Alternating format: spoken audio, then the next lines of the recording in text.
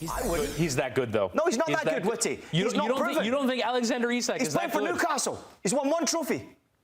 He spent time in the Bundesliga, failed. How many Went to Real trophies? Sociedad, scored goals for How many a team trophies had that's trying Newcastle to get won into before Europe. this? Congratulations, well done. You won a trophy. Brilliant. Well done. Did you win a trophy the season before? No. One of the transfer sagas we've been keeping track of all summer is that of Alexander Isak. The Newcastle United striker was not at the PFA Awards this evening, despite the fact that he was named into the Team of the Year. And he put out this statement as a result of his absence, talking about how he's missing it. But the key paragraphs are the last 3. I've kept quiet for a long time while others have spoken. That silence has allowed people to push their own version of events, even though they know it doesn't reflect what was really said and agreed behind closed doors. The reality is that promises were made, and the club has known my position for a long time. To now act as if these issues are only emerging is misleading. When promises are broken and trust is lost, the relationship can't continue. That's where things are for me right now, and why change is in the best interest of everyone, not just myself. This is Alexander Isak. This is posted to his Instagram story and available for all to read. And Ian, I think that message that he talks about is something that we've heard a little bit of, but now he gives it voice himself.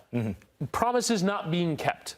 What do you make of that sort of in this modern era of transfer movement where players talk about, well, they told me that I could get my move, or they told me that I give my few seasons, then I get a sale, but that's not in writing. It's a handshake agreement between people. We saw that with Gyökeres earlier in the summer, and it leads to these ugly divorces. What do you make of it all? I'll bet you wish you were sitting alongside Adam Hunt for this situation. I'll be gladly taking over the reins right now.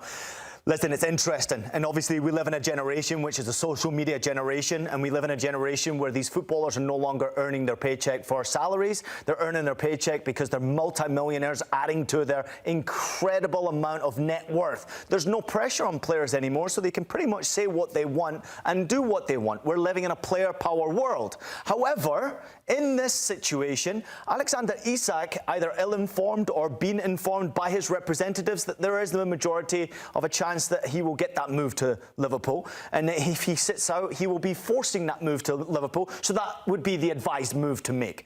Wrong move as far as I'm concerned. Any agent who ever told me miss training sessions, miss games to force a move is wrong, completely wrong. Now, as you know, I love the business side of the game incredibly. I study it, and I try to study scouts, and I try to study agents, and I try to study businesses. This move, from a business point of view, makes no sense for the player. From the club's point of view, they have an asset that's worth over 100 million, who scored over 50 goals for them across all competitions in the last couple of years, now sitting out of practice? You've given him a contract which was a 6-year contract. He's halfway through that 6-year contract, which means, if my math is correct, he's got 3 more years of that 6-year contract left to go. Sitting out. This is just wrong business altogether. However, promises are always made in football. You have to take them with a pinch of salt, because unless, as you pointed out there, it is written down in a contract, it means nothing. You cannot trust anyone in business, full stop, unless it's down on paper. And that's his fault. That's his representative's fault. If they don't have it down on paper, it doesn't mean anything. It maybe never ever happened as far as Newcastle are concerned. We are in a business world right now, and right now Newcastle seem to be holding the cards, which is surprising me. But business is being conducted both ways here. Newcastle are presumably holding on to their value for the player, but Alexander Isak was clearly told at some point, and now he is doing the business things you need to do in order to force a move. So I don't necessarily fault him for it. The one thing, though, I think he might be stuck on is, and Fabrizio Romano has confirmed this since this statement came out, he only wants Liverpool. So there's one club, and that just is interesting in trying to create a market for this player. But when you say that he's being advised poorly, this is a wrong thing for him to do, what makes you say that? Why is this a wrong thing that he was clearly told behind the scenes, you can go make a move after 3 years or whatever the amount of time was, and they're not honoring that part of that?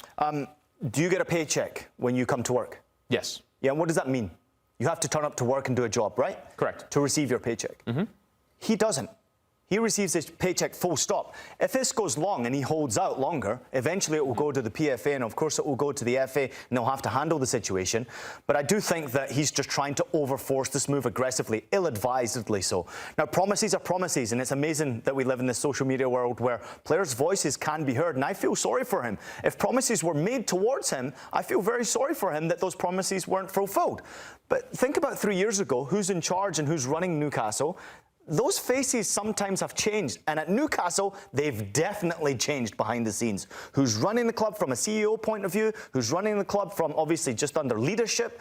I think that what's happened is there's a mix of communication, and he was promised from some person before that he could make that move, and now he's holding the club in jeopardy. Not good enough from the player, as far as I'm concerned. This is not how you do business. Terrible business, doesn't look good on Isak. If I'm a club now looking at this type of move, do you want to sign an Isak?